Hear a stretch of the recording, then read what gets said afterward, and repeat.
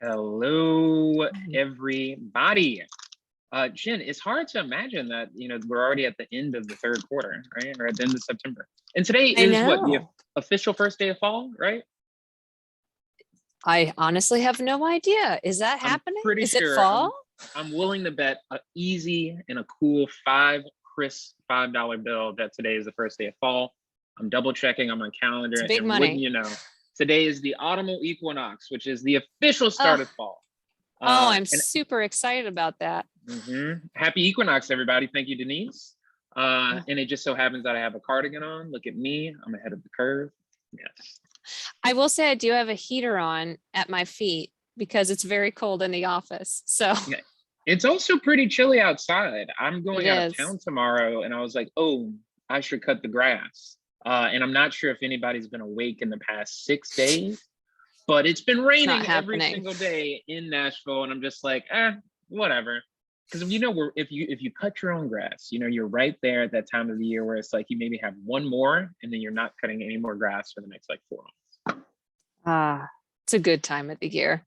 A very good time. Great. We cut our own grass and have a hill like this. So the moment I don't have to cut that grassy hill anymore, I'm very pleased. Yep.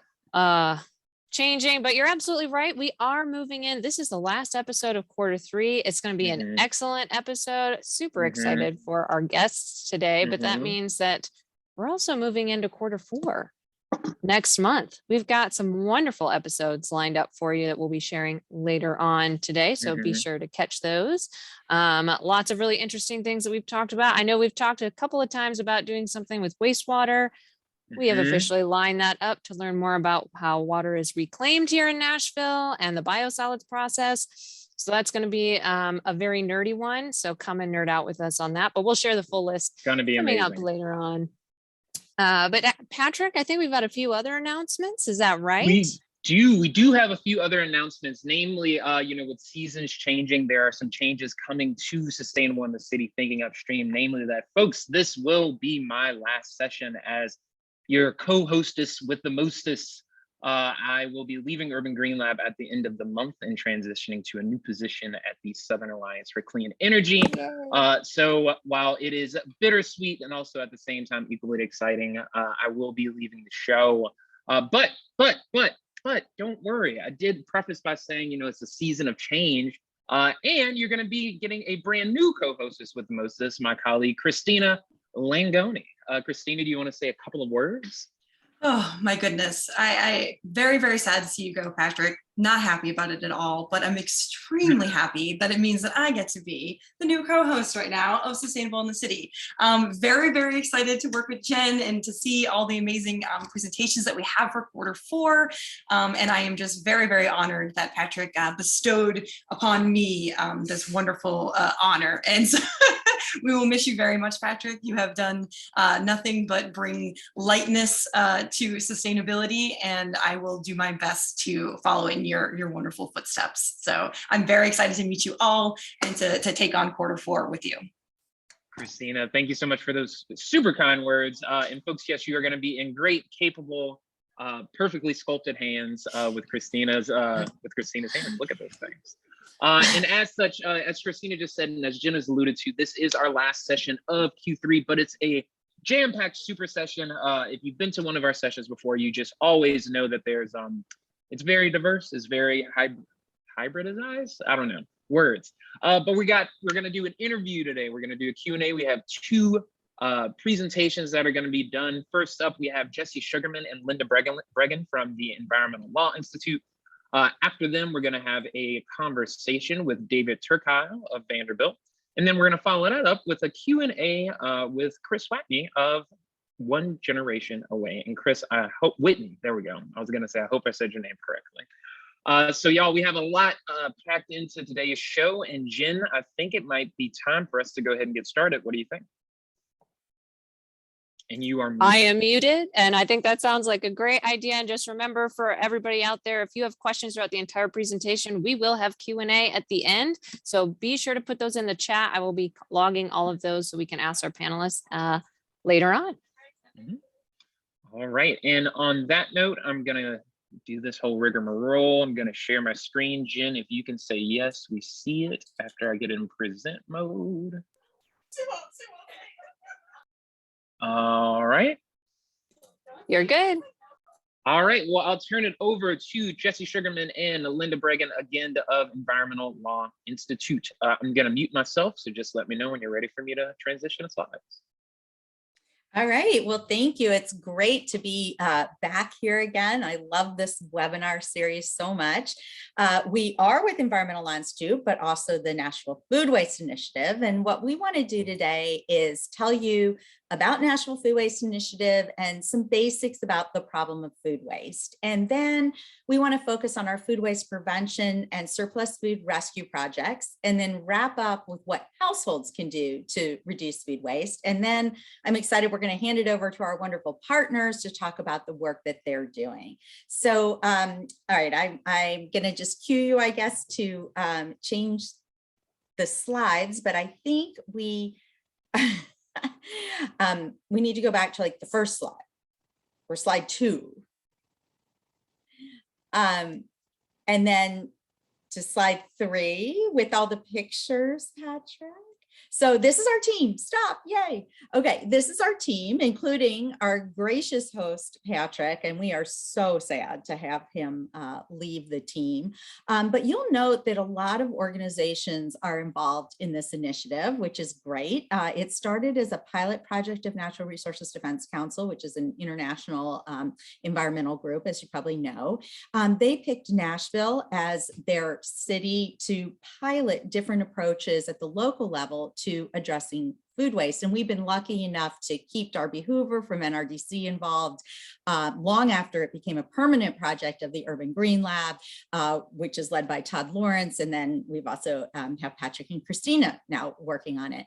Jesse and I, as Patrick indicated, work for Environmental Law Institute. And our organization was the project director here on the ground for NRD's pilot project for years. And we've stayed on as senior advisors. So nobody wants to leave this project. Once you start working on the Nashville Food Waste Initiative, you don't want to leave. Our goal is stated there on the slide. It is to engage governments, consumers, restaurants, community institutions, and retailers in an effort to prevent food waste, but also to rescue surplus food for those who are food insecure, and then to compost and digest what's left to help build healthy soils. And if you go to the next slide, since 2015, we've employed what I would call is a multifaceted approach to addressing food waste. It includes policy development. So we work with Metro on policies that address food waste. We do education and outreach, and we do research projects to better understand the problem and potential solutions. And then also capacity building, helping organizations here to better position themselves to address the food waste problem. And when I talk about specific initiatives, you'll hear examples of all of these approaches. And I'm going to hand it over now to my colleague, Jesse, to share some general background information about food waste. Jesse? Thanks, Linda. Patrick, if you could go to the next slide, please. So this is the food recovery hierarchy that we reference to help identify the best strategies for reducing food waste. As you can see here, preventing waste through source reduction is the best and most preferred strategy. Today, we'll focus on this strategy, along with the second most preferred, feeding hungry people or food rescue. As you go down the hierarchy from there, the next preferred strategies are to send scraps to animal feed, and then towards the bottom half, industrial use, composting, and finally landfilling as our last options. Unfortunately, currently about 95% of our food waste goes to landfill, so we have a lot of work to do. Next slide, please. So the USDA and EPA have set a food waste reduction goal of 50% by 2030, and this goal has been embraced by the last several administrations. And then additionally, Nashville has a zero waste goal by 2050, which is outlined in the city's solid waste master plan. These goals, plans, and initiatives will help us collectively reduce waste, including food waste, in Tennessee. Currently, we waste up to 40% of our food, and as we'll discuss, this is a problem for natural resources, costs, climate, and social justice. Next slide, please. So a bit on food waste by the numbers. The Nashville Food Waste Initiative works on many aspects of food waste in Nashville that reach far beyond the city. So I'll provide an overview of the state of food waste in the US as well as more locally. As I just mentioned, up to 40% of food is wasted in America. That would be like going to the grocery store, buying 5 bags of groceries and leaving 2 of them in the parking lot every single time we shopped. None of us would do that intentionally. And according to Refed's latest financial analysis, household food waste costs the nation $158 billion annually, which comes out to $482 per person. And while we waste that much food, recent data from Feeding America show 1 in 10 people in the US are food insecure. And according to census data, 1 in 8 people in Tennessee were food insecure in 2020, meaning they don't always have enough food to eat. And that said, we don't yet have firm figures on the pandemic's impact on food insecurity. So to give you a sense of the magnitude of this waste, less than just 1/3 of the food we throw out would be enough to feed all food insecure Americans. Although there are, of course, huge logistical challenges to accomplishing that. Next, please, Patrick. And so when we waste food, we also waste all of the resources that went into producing it. Data from NRDC show that the wasted food in America account for 14% of freshwater use in the US and 18% of all US croplands and fertilizer use. And that excess fertilizer then runs off into streams, which causes pollution problems. As you can see, NRDC also estimates that over 4% of annual greenhouse gas emissions in the US come from food waste. And to give you some global context, Project Drawdown estimates that worldwide, 1/3 of food raised or prepared does not get eaten, contributing roughly 8% of global emissions. And nationally, wasted food is also the largest component of landfills by weight, nearly 1/4. When organics decompose in a landfill without oxygen, it generates much more methane, which is a very powerful greenhouse gas. So diverting food from landfills helps us feed our neighbors and combat climate change. And the next slide, please. Now let's take a look at food waste in Nashville. By sector, roughly 1/3 of the food waste is generated in the residential sector, that is at home, 1/3 from restaurants and caterers, and 1/3 from other sources. Much of this wasted food is edible fruits and vegetables and leftovers, and we'll talk in a minute about how you can avoid this waste. But for now, I'll pass it back to Linda to talk a bit more about some of the initiative's projects. Great. Thanks, Jessie. Thanks for that great background. And, every time I listen to those numbers, I'm pretty floored, right? Like 40% of our food. I mean, that's just a huge amount that we're wasting.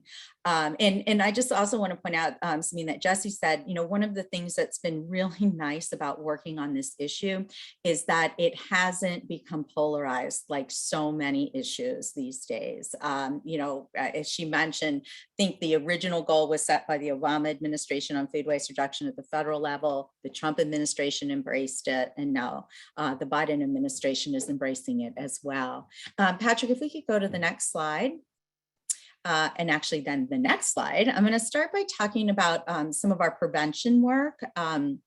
As Jessie said, that's at the top of the hierarchy. A lot of our work in this area is outreach and education on food waste.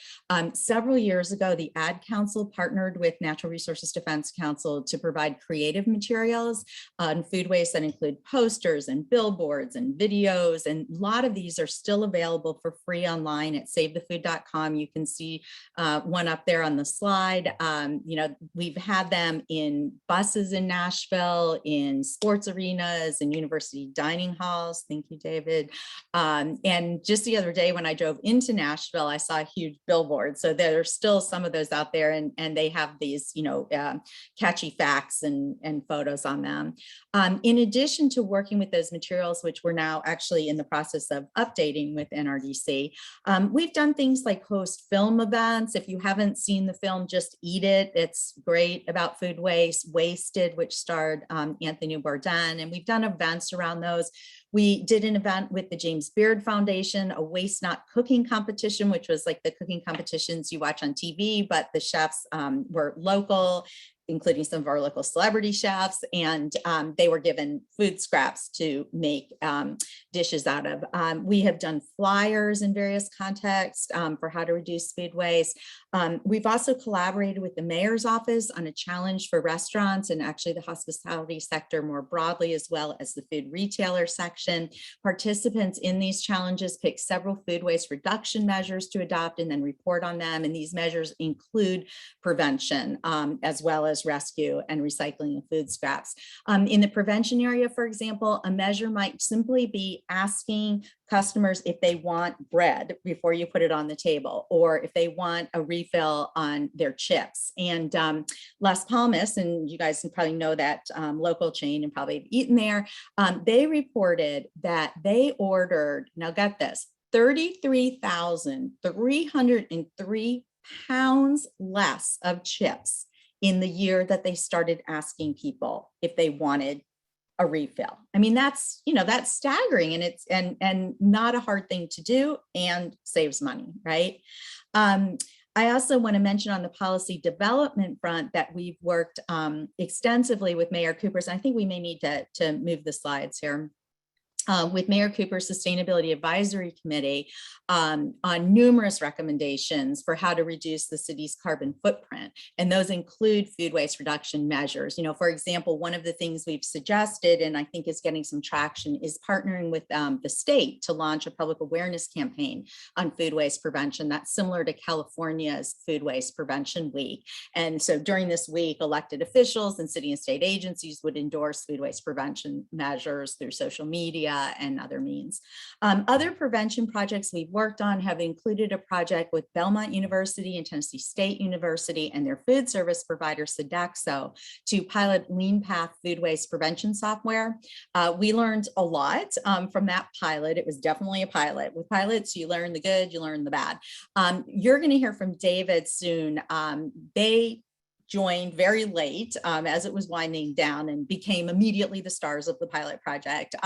They have used Lean Path very successfully, and you'll hear about that from him in a few minutes. I just want to say, point out that it's really become clear to me working on food waste how much individuals can make a huge difference. And David, for example, is one of those people who he showed up at Vanderbilt, and all of a sudden composting was happening and Lean Path software was being used. So that's been, I think, one of the most inspiring things about working on this project. Okay, so now let's go ahead and take a look at some of the rescue work that we've been doing. And you can go to the next slide.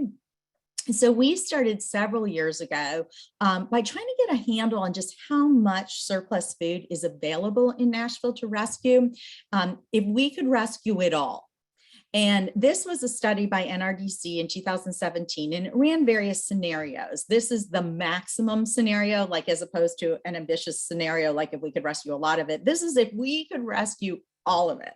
And we don't think that's achievable to rescue all of it, but it's important for understanding the magnitude of the rescue potential. And the study found that grocery, healthcare, hospitality sectors had the most surplus food, not surprisingly, but maybe more surprising is that we could close about 48% of the meal gap in Nashville, which is the number of meals needed to fully feed the food insecure members of our community, if we could rescue all of that food. And our wonderful Second Harvest Food Bank here is already rescuing a lot of food, as are smaller nonprofits like Chris Whitney's, who you're going to hear about from a few minutes. And they're doing an amazing job, but there's more food out there to be rescued. And I know Chris, and he's not going to stop until he's tried to rescue it all. He's really inspirational, as you'll hear in a few minutes. So let's move to the next slide. A couple of just quick points before we talk about specific projects we've been working on. A lot of times we'll hear people say, well, I would donate food, but I'm worried that I could get sued if someone got sick. And let me just say, first of all, that does not happen. Harvard studied this question and found that there has never been a case of someone being sued for donating food and someone got sick. And part of the reason for that is that there's a federal law that provides liability protection to food donors. Unless you are grossly negligent, you cannot be held liable. And grossly negligent is a very high standard. That's like knowingly donating bad food. And in fact, our state of Tennessee goes even further and extends liability protection in some additional ways. If you go to the next slide, another thing I wanted to mention is that based on our research, many businesses here do not realize that there is an enhanced tax deduction for food donations. And sometimes knowing that is enough to encourage people to donate food, even though it does take effort and time. You know, the logistics can be challenging of storing it or transporting it, but the tax advantage, you know, can really, really be helpful. So we want to spread the word about that as much as possible. And we have this little flyer that we worked on with NRDC. And now if we'll go to the next slide, please. So we've worked on several food rescue related projects, including developing a brochure with Metro Health Department that the department itself mailed to the businesses it regulates. So to thousands of businesses with its seal on it. And this was important because it communicated to restaurants that the health department is not worried about food donations and actually encourages it. Because we had been hearing from some people that health inspectors may have been indicating they should be very cautious about donating. And we just wanted to nip that in bud. And the health department was fabulous on this. They even updated their website to make sure that it was encouraging about food donation and provided guidance to donors. Other things we've done are to conduct workshops with industry trade associations to explain how businesses are doing this, how they're doing the logistics of food donation, and the food safety rules are the same as they follow all the time. There's nothing different. It's same rules about temping. We had peer restaurants at the workshop giving tips because it helps so much to hear that from your peers.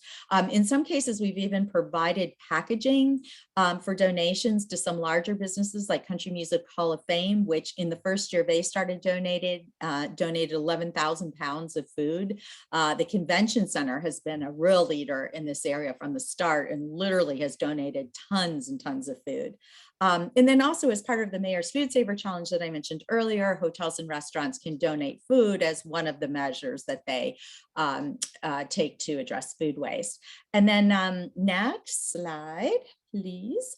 Other projects that we're working on in this, on the rescue front are a set of kitchen to kitchen videos of well-known Nashville chefs providing food waste prevention tips.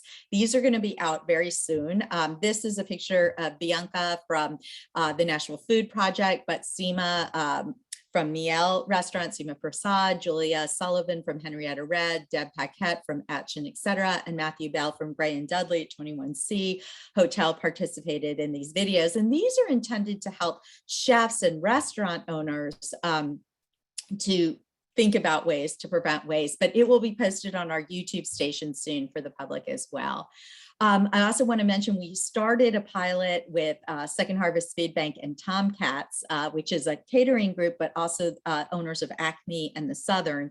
And they were going to try to use the Meal Connect app, which Feeding America Network uses for food banks to communicate with grocery stores and to coordinate on rescuing food. And the idea was that Tomcats would use the app to communicate with some of the partner food pantries of Second Harvest. And unfortunately, that was completely derailed by COVID.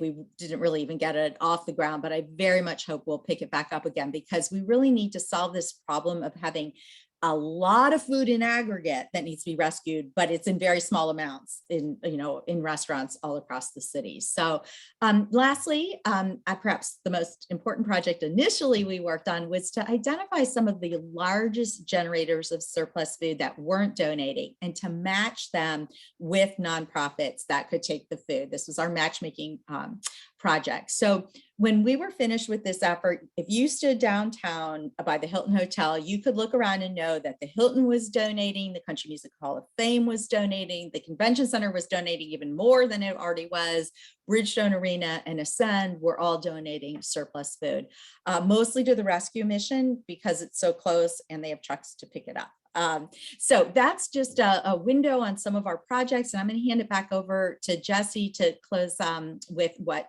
households can do. Thanks. Thanks, Linda. Patrick, if you can go to the next slide, please. Sorry for the little formatting error there. But so individuals and households can do quite a bit to prevent food waste and rescue surplus food by volunteering and taking steps to prevent food waste at home.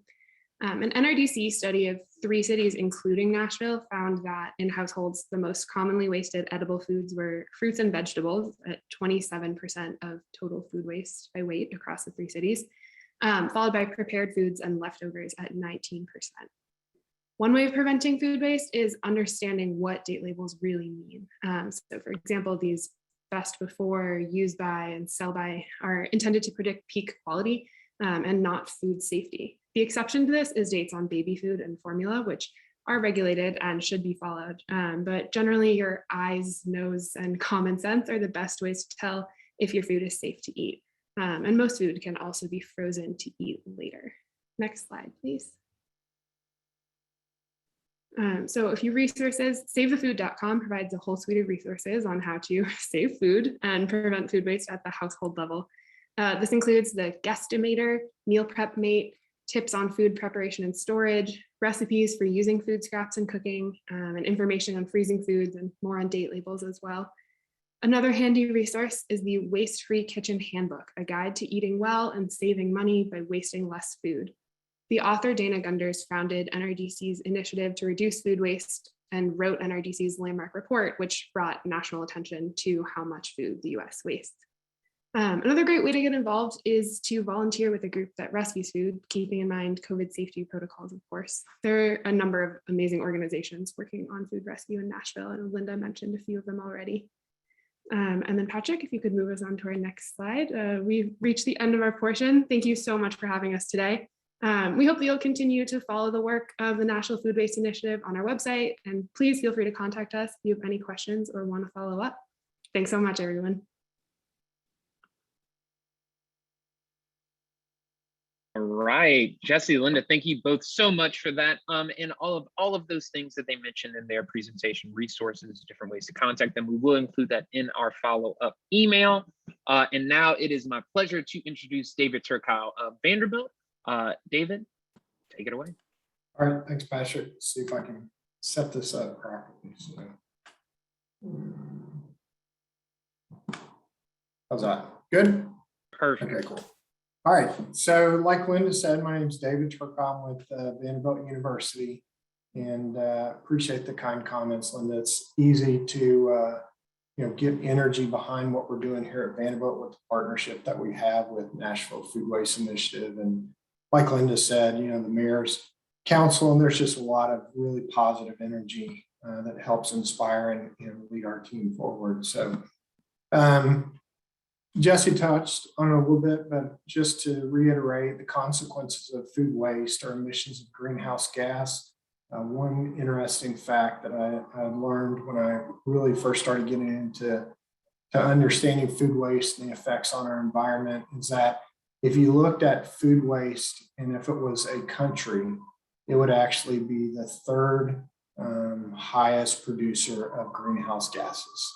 And that's only behind China and the United States. So it is an enormous contributor to the greenhouse gas problem that we're facing. Overuse of soil fertility, right? If we're producing more food than we need, then we're using resources that aren't necessary. Jesse again touched on the unnecessary expenditure of fresh water, and then just an overall waste of resources. So some of the causes of food waste, again, not to just restate what Jesse and Linda have already touched on, but the consumer, the excess production of the food, lack of coordination between farmers and distributors, harvesting challenges, and then dining operations. And that's primarily what I'll be focusing on today. So food waste at Vanderbilt.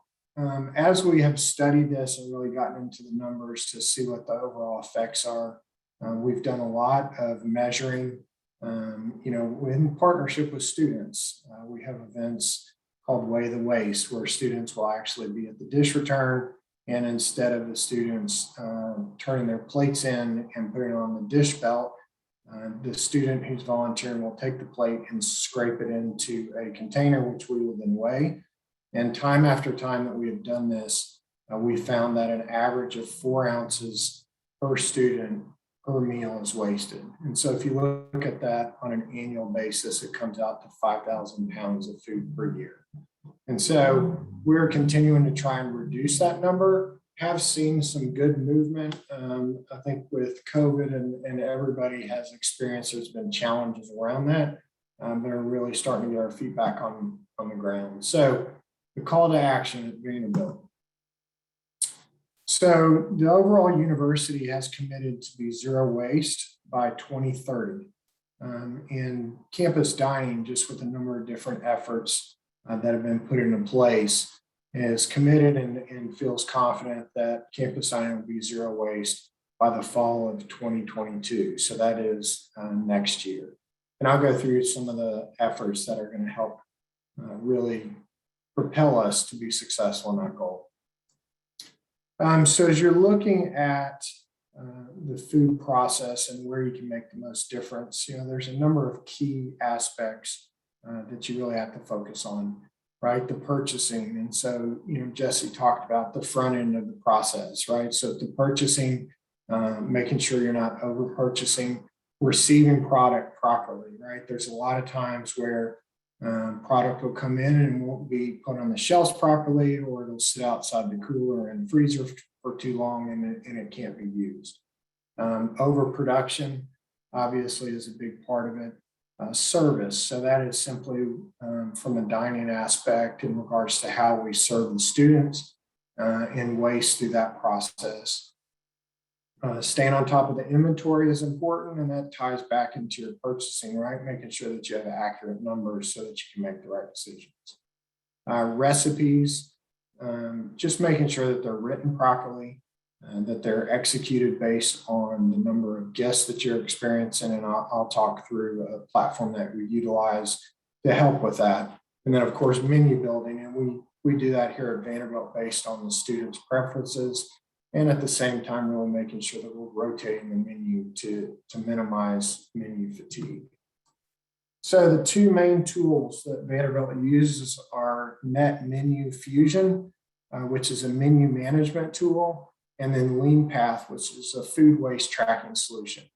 Net Menu Fusion, I'm not going to go into that a whole lot, but just want to give a brief overview, simply because it's an industry-specific platform, but it is a web-based platform that we utilize. We purchase through that platform, meaning that we have interfaces with our vendors. When we receive the product, we enter that through a download of the invoices that then drops it into our inventory. We have our recipes that are written tied to the ingredients, which then go into our menus. We forecast each meal period, the number of guests, and the system generates how much we should produce of each item based on past history. So it's a very powerful tool in regards to really helping to minimize the production, the overproduction, and controlling the front end of the process. LeanPath, which I'm going to focus on, and I will say is not a paid advertisement, so I just want to put that out there. But it is a solution that I know can be utilized not just at Vanderbilt, but there are restaurants and hotels that are successfully utilizing this tool. And so I just wanted to go through that for those of you that haven't heard about it. It may pique your interest, that you can look into it more and see if it is a viable solution for you. So what is LeanPath? So LeanPath is a fully integrated solution. So what you see in these pictures here are the devices that are utilized to collect the data. The first picture there, you see it actually has a camera that takes a picture of the product as it sits on the scales. Our dining service team worker will enter into the pad that's there on the left of the scale what that item is. The LeanPath automatically then downloads into the system what the weight is and snaps a picture. That allows us, as we're reviewing data to really look at opportunities, we can drill down into the specific item and then look at the food, and we can generally tell, you know, is it an overproduction issue? What's the food will look okay? Or can you tell that it's been damaged? Was it burned? Things of that nature. And then what's on the far right is actually what sits in our dish rooms. And so rather than scraping into trash cans, our service team members scrape into this receptacle. And it is recorded into Lean Path, but it is calculated and recorded in the system as consumer waste. And then we utilize that, and I'll go through that. We utilize that in a different way in regards to how we communicate that with the students. So as it shows here on the right, this is a dashboard. It's an example that you can utilize and set up. And we found really it generates impactful information. So not only does it give you a snapshot for the chefs, for the managers to get a clear picture, but it also, as you sit down and talk to the chefs or the cooks, really to point out to them, it'll generate into these dashboards dollar figures, and that's based on how you've assigned a value to each item. So when it's weighed, then the system knows that based on the weight, here's what the generated value is. So when you're talking to people and they can see what the actual dollars are, that's a lot more impactful than just the weight of the product.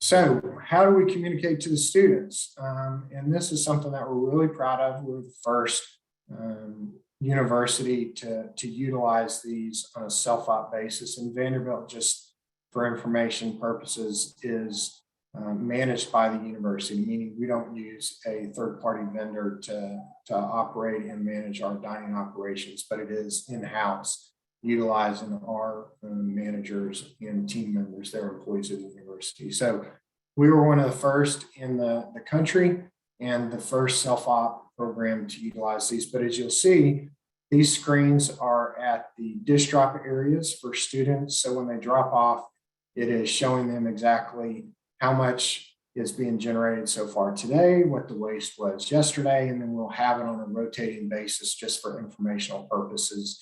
And that's what you see on the top.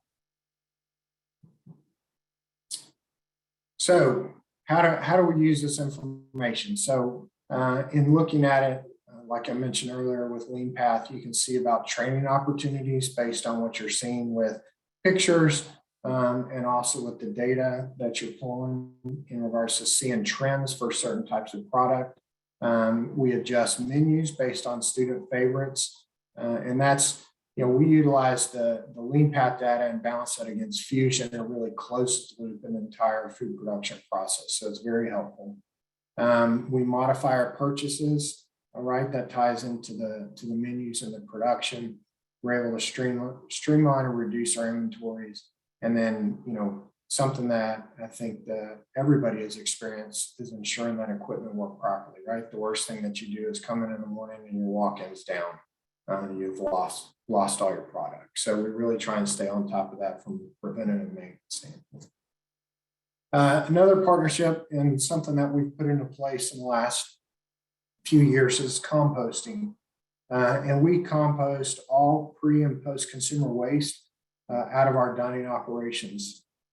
We have a partnership with the composting company, and they were really instrumental in helping us just to roll that out across the university and all of our operations. And it's a big lift with the amount of dining operations that we have, and then also with the waste that we generate. But the compost company has been a really great partner for them. And that's it. Thank you so much for that, David. And one thing I forgot to mention is, folks, if you have any questions throughout any presentation you hear today, feel free to drop those in the chat, and we are going to get to those in the Q&A portion. And at this moment, speaking of Q&A, I have a couple questions for a Chris Whitney of One Generation Away. Chris, you ready? I am ready. Excellent. Okay, so if you could first tell us a bit about how you got started in this line of work, why and how you got started at One Generation Away, and what your nonprofit does for food rescue in Nashville. So it's a 3-pronged question, and I can happily repeat it if you like. No, I'm good. I was going over it, and it started. Basically, I tell people the only thing I knew about food was I like to eat it. So it wasn't. I didn't come from a restaurant background or anything like that. I actually pastored a church, was in the insurance business, and we just discovered a need. We volunteered at Mid-Cumberland Community Action Agency, and they delivered commodities, and we started to sense there was a real need for food, especially with our elderly population. And a gentleman would deliver bread to Mid-Cumberland, where my wife went to work for a little bit, and he said they could bring this 53-foot trailer to a parking lot. And I was on the committee of an event that needed food. We were going to serve food insecure families, and we did it. And the rest, I say, is history. We took off from there, and I was just praying one day, and God dropped this phrase, "one generation away," in my heart, and I reserved a domain name, and soon realized that it would be based around food. And it was eliminating racism, denominationalism, and poverty in America, bringing civic groups together to serve their community unconditionally. And my definition of poverty became, Miss Rena was in my line, and she mentioned, she said one day, she said she was thanking me for the food and all these things. And I just said, "Miss Rena, you're welcome." She said, "No, you don't understand." She says, "Now I can buy my medicine." Well, the first time I heard that, now I've heard that so many times, I thought, this is crazy in a country like ours that we have people making decisions between food and medicine when we have such a simple commodity that we could rescue at any time. And so that became the crux of how we got started and why we got started. And it's grown from there. So now we rescue food from grocery stores all over, grocery stores, restaurants, farms, caterers. I don't know, you kind of imagine anywhere. We rescue food from all these different locations, and then we take them to smaller food banks or smaller food pantries that don't have the ability. We have 3 refrigerated trucks right now. We'll have 4 by the end of the year. So we have the ability to keep the food at temperature and take it right to them. And then the day we rescue it, it's on someone's table that night. And so that's the efficiency of getting it where it needs to go. I think so much food waste is really a logistics issue. It's not a supply issue. The demand's there, the supply's there. It's just how do we get it from where it is to where it needs to go. Right, absolutely. Chris, man, just I want to commend you on the work that you're doing. That small snippet was just extremely inspirational. And I think you're absolutely right. We don't have an issue of food scarcity. We just have an issue of allocating those resources to the places where they need to go or where they can be best used. Yeah. So a lot of the work you all do kind of centers on providing foods to folks who live in food deserts. Could you explain for folks who might not be familiar with the term what exactly a food desert is and why it's important to have access to healthy and nutritious food? Yeah, a food desert is basically someplace that within a mile radius that someone doesn't have access to healthy foods.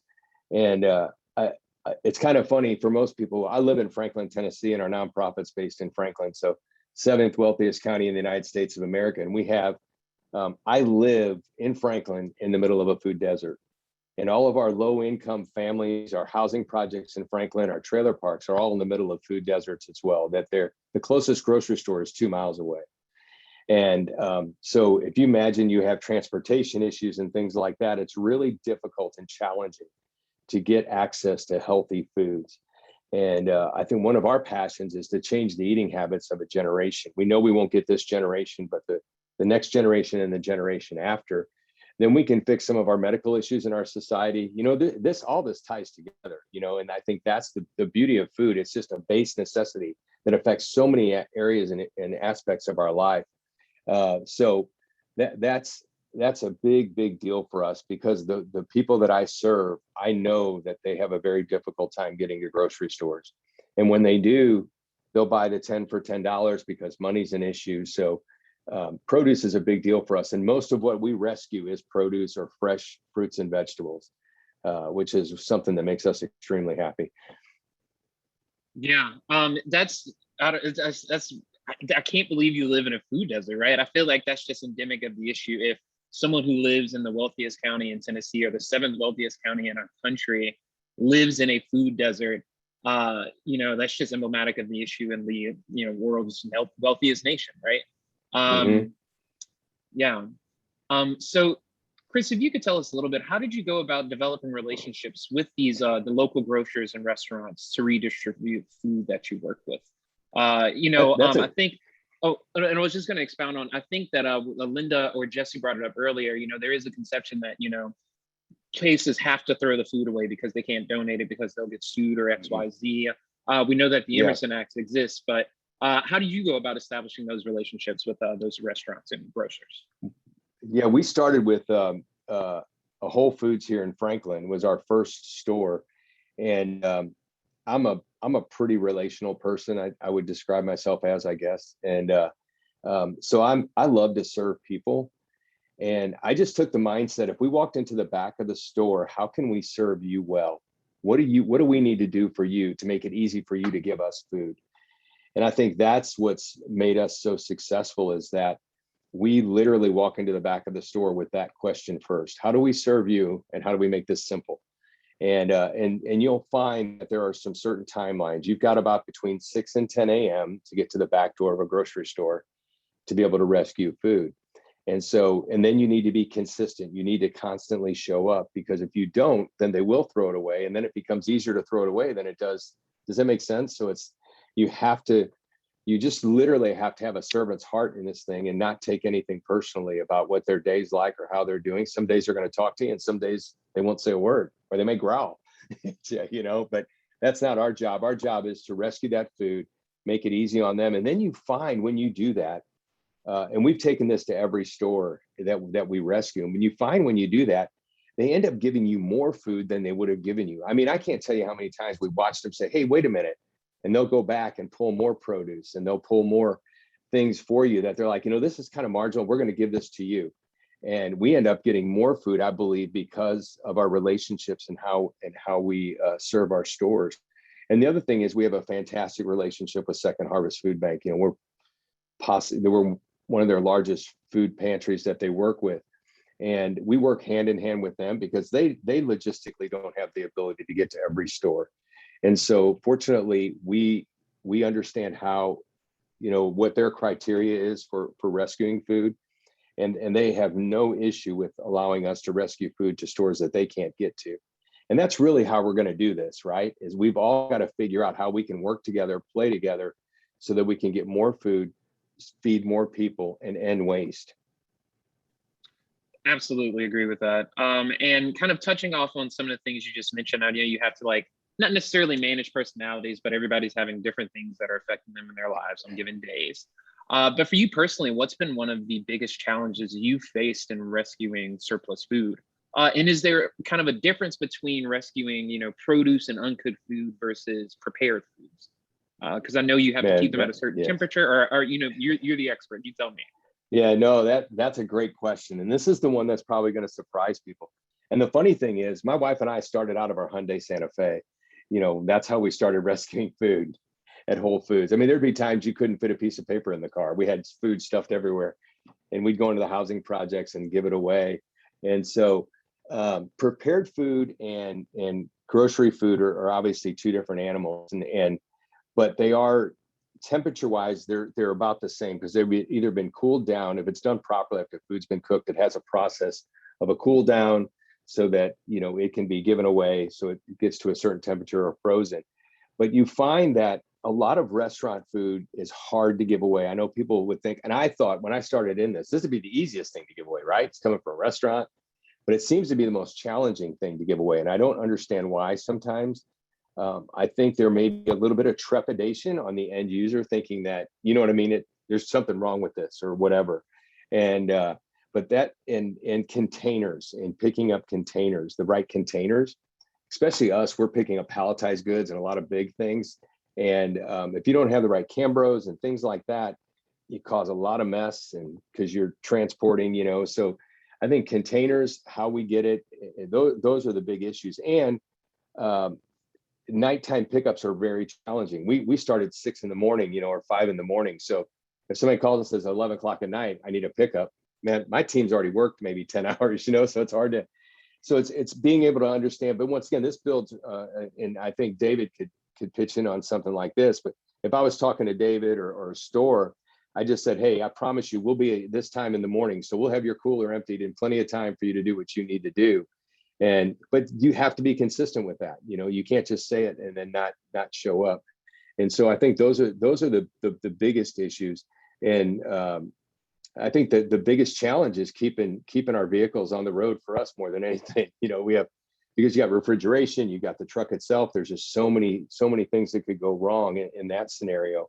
That's really the biggest challenge. We've found that everything else runs smoothly. We run routes. We have, it's a set schedule all the time. And that allows us the other day, I got a tractor trailer load, mind you, 12,000 pounds of fresh produce from a major vendor you would recognize, because another major vendor refused the truck because I had a flat tire and was late for delivery. And it was all gone within 36 hours and out on people's out. So that's what happens. So if you're structured, you can handle those kinds of calls, and we get those quite often. Wow. Wait, and this happened yesterday? 2 days ago. Yeah. I got a call. I actually got a call at 10 o'clock Friday night, and the product had a 2-week shelf life on it. And but Monday morning it was at our warehouse by 1 o'clock on Monday, and by that afternoon half the truck was already gone, and by Tuesday the rest of it was gone into people that could give it away and put it into people's hands that would eat it. So yeah, that is truly amazing, and really does speak of kind of the system and network that you've established. And also just the adaptability that you have, where you can get a call and be like, hey, I have a tractor trailer with 7 tons of fresh produce. Chris, what can we do? And you're just like, bring it over, like, let's go. Well, you can never, the joke was me, and I've known Linda quite a while now. The joke with me used to be, I'd never say no. I do say no occasionally now, but when it comes to something like that, I try never to say no, because once again, you just want to set a credibility pattern that this is what we do, and we will make it happen. We will figure out a way to make it happen. And if you build relationships, as we've been very fortunate to do, then you find your distribution points. We serve, at this point in time now, we serve over 53 agencies in Middle Tennessee. I mean, we serve people from Cleveland to Manchester. They come to us, or we serve them food. So as Linda can tell you, from the time we've met, we've grown a lot in the last few years. Amazing. Can I ask, are you still also doing like relief work when there are hurricanes and other natural disasters? Yeah, we've just made a 2-year commitment to Waverly to provide fresh food to them once a month starting for 2 years. And we've been supplying chefs out there with fresh food so they can cook. We just bought 3 reach-in coolers and freezers for a church that's been cooking food that their freezers went down. So we're doing that, and we may be going to Louisiana. We're not sure yet. But yeah, we're still doing this. And we still go to Florida since Hurricane Michael. We do 6 distributions a year, and we're replicating in Alabama right now. Our goal is to replicate our model around the country. And we kind of eat the scraps from the master's table, I say, but those scraps keep us pretty full. Yeah, it sounds like it, and it also sounds like it keeps you pretty busy as well. It does. But it's fun. Yeah. I mean, I pinch myself. I get to wake up every day and serve people that are underserved, and our mission statement is to bring dignity and honor back to a segment of our society that has lost it. And food is one of the perfect vehicles to do that. Yes. Again, could not agree with you more, Chris. And then I feel compelled to ask, what has been the impact of, the pandemic on the communities you serve, if there has been an impact? No, there was a huge impact. We grew 100% last year, and we've maintained that pace. So just to give you, the Williamson County School District reached out to us when the pandemic began, and we would do about 40 emergency food boxes a week through social workers. And in 2 weeks, we went from 40 to 600 a week. And we did that for 3 or 4 months. And so once again, it's that ability to adapt and be flexible. Fortunately, we have great volunteers. I have a great team, and they make it all happen. But and then we had to switch our whole distribution model outside to a drive-through model. And we had our distributions end up doubling and tripling for a span. We would average 200 to 300 cars. I remember in June at Plaza Mariachi, we brought we brought a truck, the Bridge bought a truck, and Second Harvest brought a truck, and we served 901 families and still turned people away. And now the interesting thing, this side of COVID now, our numbers have decreased pretty substantially, but I'm starting to see an uptick now. Again, now some of our last couple of distributions, the numbers are starting to tick back up. So I think some of the federal monies that have been coming in now have kind of, put a veil over what's really going on inside people's homes. And I'm starting to see faces of people that I've never seen before. And I think that's the other side of this, is people are afraid. If you've never done it, it's a very humbling experience. We want to make it as honorable and as best we can. We try to love people well, serve them with all the dignity and honor that they deserve, and to let them know this is okay. It's a season. Seasons change. You just told me, it's fall, right? Seasons changing. Yeah. But so there's going to be another season, and we're just going to help you walk through this one and get you to the next one. Wow. Okay. Chris, so if you are in members of the audience, if you all are anywhere like me after today's presentation, especially after Chris's inspirational words, you're committed to reducing food waste in your own personal life. But by golly, Chris, is there anything that I or member of the audiences can do to support the work that you all do at One Generation Away? Wow. Yeah. I mean, well, a couple things. You can volunteer on Saturday mornings. That's we partner with Second Harvest and do mobile food pantries. We do 38 in Middle Tennessee. If you count how many Saturdays there are in a year, that's almost cut out the holidays. That covers just about all. Little over three a month we do. All over Middle Tennessee, Nashville, Franklin, Columbia, and you can come volunteer there. No signups necessary. You can go to our website, onegenaway.com, and if you click join the movement, we send an email blast of when they're going to be, or follow us on social media. They're always on there. It's like 7:30 to 10:30, and we'll give away 30,000 pounds of food, bag it, give it away, and you'll never even know we were in the parking lot once we're done. And you'll get to love on some families. It's child friendly. You can bring your kids. You can donate. We're in the process of our audit being completed, but we'll be somewhere 94 to 96 cents on the dollar goes to what we do according to our audit. So we're very financially lean. We try to be really careful about what we do. And so those are two ways you can support us. You can come to our warehouse and volunteer. We get bulk rice that needs to be bagged and beans that we get a couple times a month. And so there's a lot of ways that you can help us, do what we do on a daily basis, and you'll feel really good about yourself. There's nothing like being the answer to a need of another human being face to face, and you get to see them and them smile at you and thank you. And imagine if this just happened. The dream I had was doing this is feeding 1 million people around the country on a Saturday morning. And just imagine if that started happening. We could start doing that every weekend. Hunger would cease to exist in this country. And waste would drop drastically. Yeah.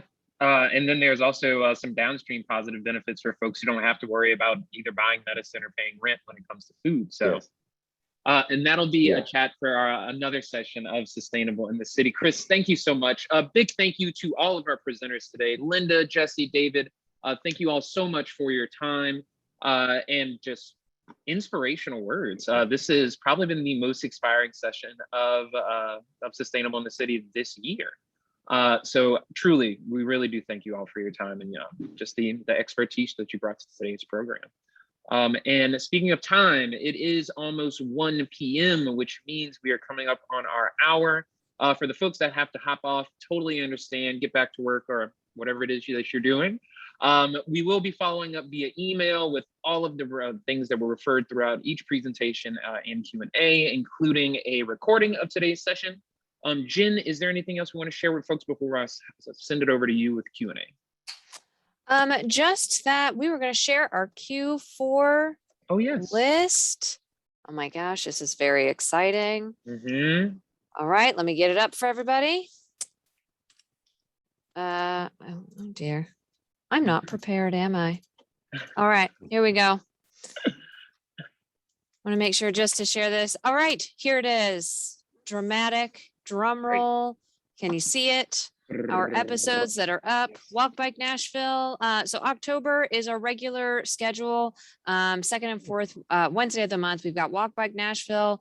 October 27th also is Zero Waste Day. So why not talk all about Zero Waste Day? So it works out perfectly. Super excited about TDEC joining us for that. November and December are a little different with the holidays. We wanted to make sure that folks are able to join us, and we had wonderful speakers that were able to join us. So we've got the second and third Wednesdays are for both of those months. So mark your calendars. Again, we're going to talk about reclaiming water in the biosolids process here at Metro Water Services. We're going to talk about get NDOT involved. The new National Department of Transportation is going to talk to us about their traffic calming program. We've got the Nashville Chew Crew, which are sheep used as lawnmowers. They're fabulous, and they do sustainable land management. And then there's also dogs as well. There is dogs, very, very talented, very sheep smart, herding, adorable dogs. dogs. Yes. So that's going to be a fun one for December. And then we are going to close out Q4 with oh boy, oh gosh, where am I going? With your Sustainable in the City host, myself and Christina will be here to talk all about sustainable holidays. So it'll be very exciting to do all that. So we'll get you all those links coming up shortly so you can register. And Walk Bike Nashville, October 13th. All right. All right, Jen, thank you so much for that. Again, folks, excuse me. If you have to hop off, totally understand. We are about to get to our Q&A session right now, so please do stay tuned. And Jen, what's our first question? All right. So our first question comes from Karen. I believe she had to hop off, but Karen asks, and I think this is for Urban Green Lab folks, but anybody can jump in. Is there a list of restaurants that have started food prevention or food rescue initiatives? As a consumer, it would be great to know who to support or who not to support. I guess I'll take that.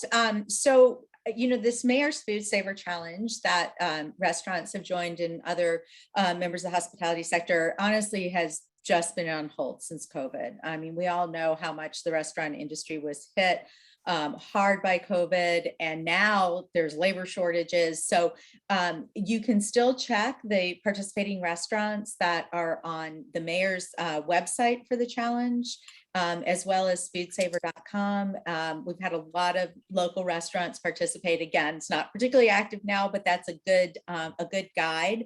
The EPA, if you're interested in the national level, has a voluntary food reduction program as well. And, companies like Walmart and of course Kroger, has a zero waste, zero hunger campaign. So there's some large companies that have made it like a high priority, and others that, maybe not as high profile, but are doing a lot of things. But locally here in Nashville, I think the mayor's challenges are one of the best places to look. And I don't know if anyone else wants to add to that. And let me just say, I think one of the most important things you can do is use your power as a consumer and tell the businesses that you patronize that this matters to you. I mean, we hear that all the time from them. Well, we need to know that our customers care about this. So that's a really important tool that you have. Absolutely. Absolutely. The next question comes from James. And I think this, again, maybe start with Urban Green Lab folks or Nashville Food Waste Initiative folks. Any experience working with the various CSAs?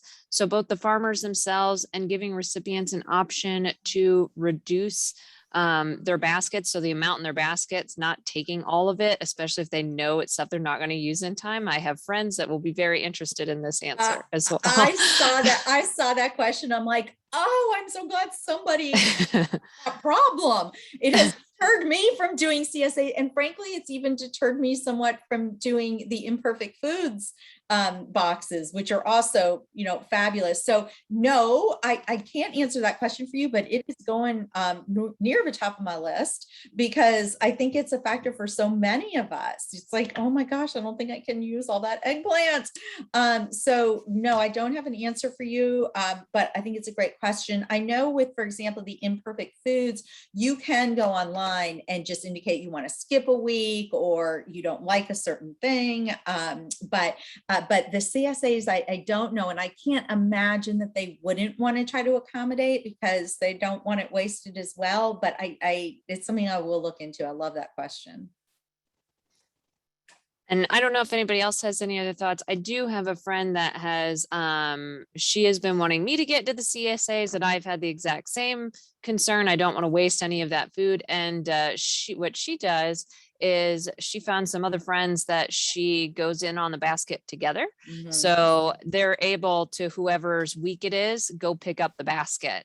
Right. So between them doing it that way, they're able to kind of better Yeah. accommodate all those different fresh foods. And So, that good to book know. that Jess, oh, go ahead. No, I'm sorry. I just, we ask a lot of our friends that receive food from us, obviously live in communities that share needs. So they'll ask us if they can take more food, and we'll end up giving to them, and they share with their neighbors.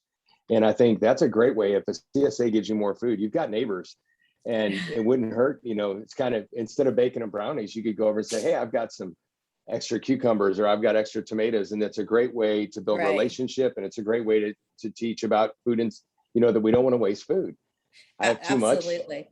Could you use some? Or there could be a local food pantry around that could say, hey, I could donate this to them, and they could give it to a family that doesn't have access to food. It's just a thought. I mean, I think it's helping. A lot of us want to help people, and sometimes we don't have the resources, and we can provide a resource for someone to help someone else. I think that's absolutely right. That's great. I would also add that you would be surprised how much you can freeze. And a lot of like the Save the Food materials at savethefood.com and the book that Jesse had up there by Dana Gunders. I mean, you can freeze a lot of things. Some of the fresh vegetables may need to be blanched first, or, but that is something that I just did not realize. Absolutely. All right, this next question goes to David. Is Vanderbilt composting all food types? So example, things besides fruits and vegetables. Yep, and that's one of the great things about the compost company is, and I think I saw another question about contaminating the waste stream. And the composting company actually is set up, they can compost meats, proteins. So, I don't know people who've had compost in their backyard, but I accidentally put meat in mine before, and it doesn't turn out well. So I'm well aware of that. But in addition, we actually, I'll show you a picture. We have compostable, can you see that? Flatware. And so, when our students throw away their napkins or the flatware or the cups are compostable. So we've gone to all compostable materials in our dining hall. So we don't have to worry about, plastic or anything getting into that waste stream. That's great. And yeah, that does lead into the next question. How well are students and eaters doing on not contaminating the compost stream? And do you have any tips about successfully educating on throwing the right stuff in the right bin for all those many students? So that's a great question, because we realized quickly that we had all these great things set up, but they had to put all of the food and waste onto the dish belt because there were still trash cans in the dining operation. So what we did is we removed all the trash cans, and we only have compostable containers. And so again, by removing the trash cans, but then also transitioning all our disposable products to compostable, we've eliminated that possibility that they can do it, right? Because, unfortunately, a lot of people are going to take the easy action, right? And not necessarily maliciously, but it's just, the easy thing to do when you're in a hurry is just to throw it into the closest container. And so we've set that up to try and minimize that possibility. Oh, what a dream to not have a landfill container at all. I try to keep ours at the office. We have one between all of us. We keep it away. Oh, what a dream. So the next question is, I think, Linda, you answered this a little bit already, but just want to pose it in case there's anything that was missed. Daniel asked, are there any large corporations leading the way with reducing food waste? I know you talked about a few of them, Kroger and those, but were there any others that are worth mentioning?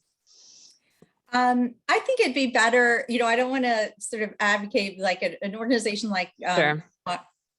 Walmart is, awkward, right? People have very strong feelings about Walmart. I will say when Walmart starts selling imperfect foods and vegetables, it makes a big difference, but you might have issues with some of Walmart's other footprint. So I think the best thing is, is to look online and you can try to get a sense, but Kroger has been a very active partner for us with their Zero Hunger, Zero Waste campaign here, and then the restaurants that we've worked with on the challenge. And can I just say, I just saw something in the chat that I think is so important, which is, nobody wants to eat food waste. We try really hard to talk about surplus food. I think that's really important. And I bet Chris has some thoughts on this as well. Yeah, it's surplus food. I think, lowering the portions that we cook and prepare would help. I mean, there's so many things that would help in that area.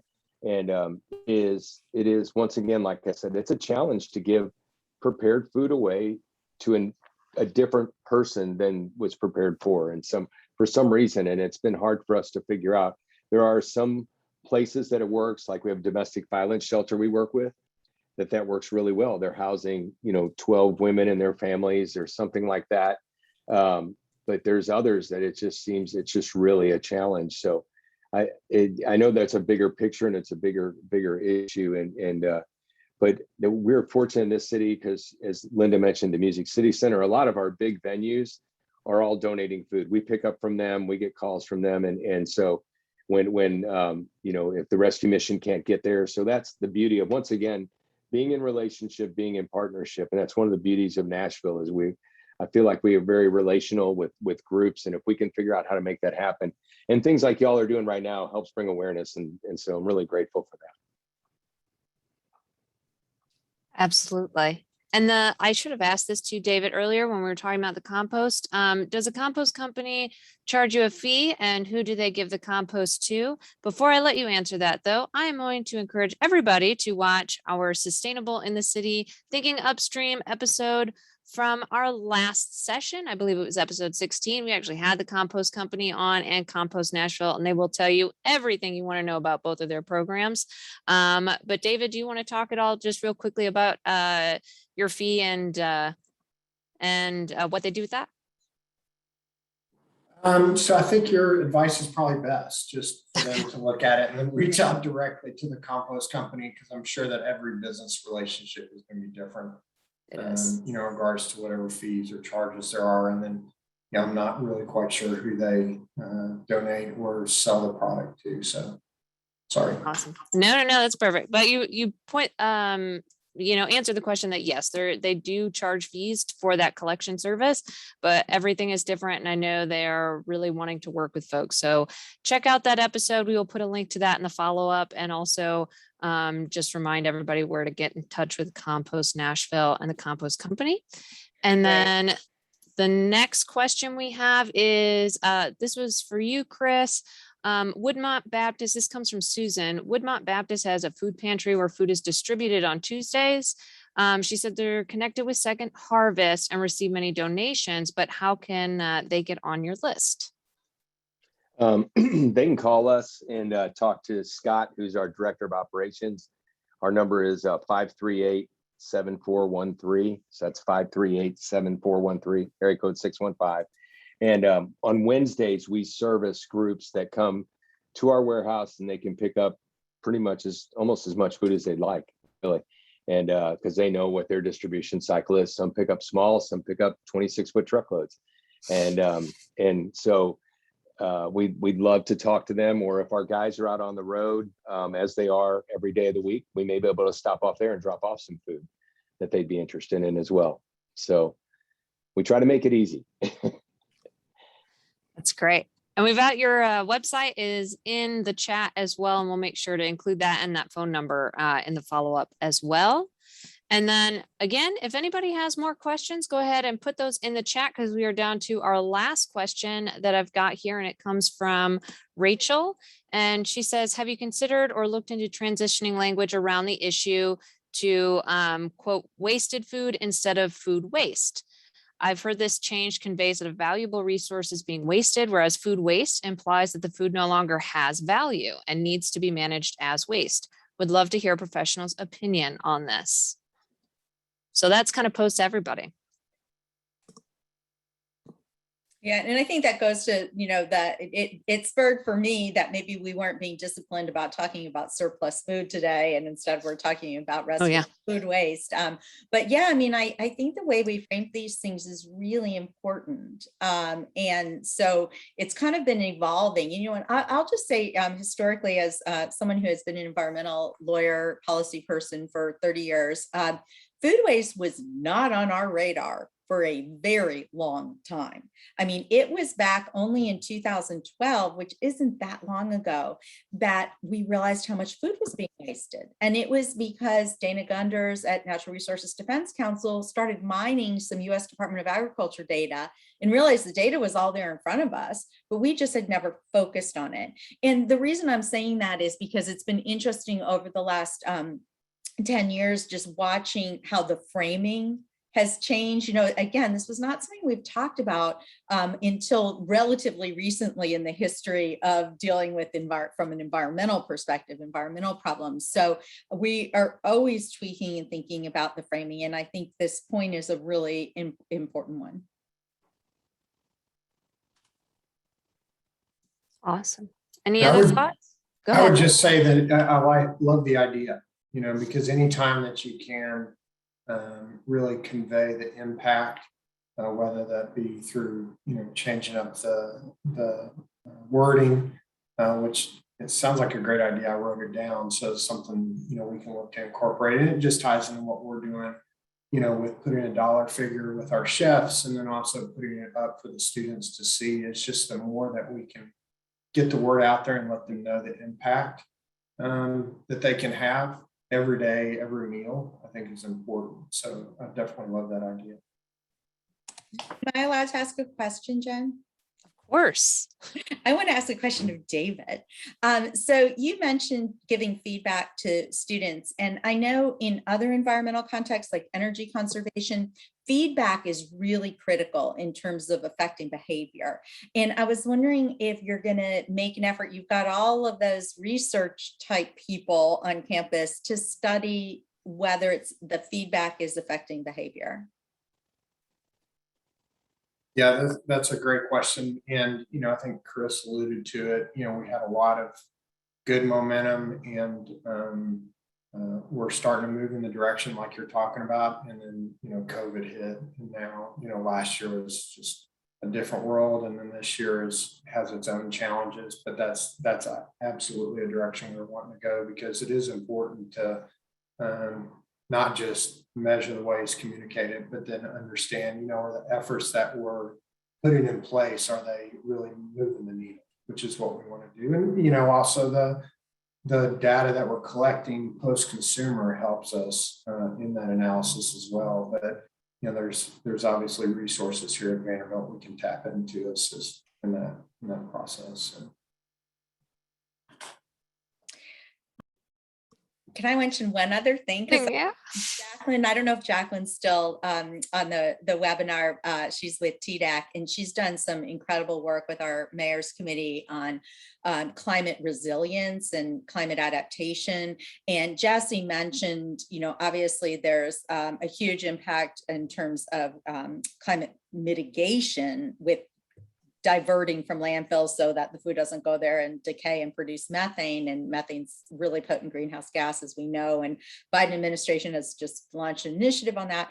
But the food rescue component, the work that Chris is doing, is so important in terms of resiliency of our community. And when we are going to be experiencing more and more extreme weather events, and people needing food as he's talking about, and so I just encourage everyone to also think about these issues in that context as well, of climate adaptation and resilience.